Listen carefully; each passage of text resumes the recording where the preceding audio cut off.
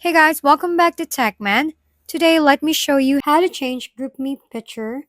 In today's video, I'm going to show you how to change your GroupMe profile picture in your group's avatar across Android, iOS, iPad, and Windows.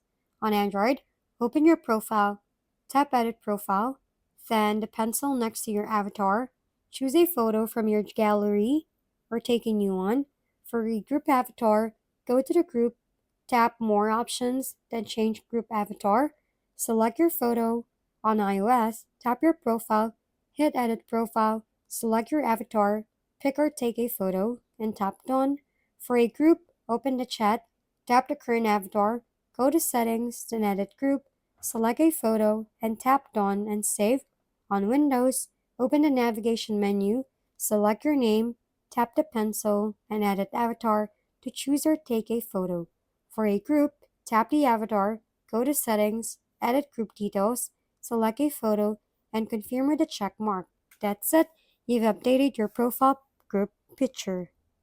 If we've been helpful, kindly give us a thumbs up and don't forget to hit the subscribe and bell button for more contents.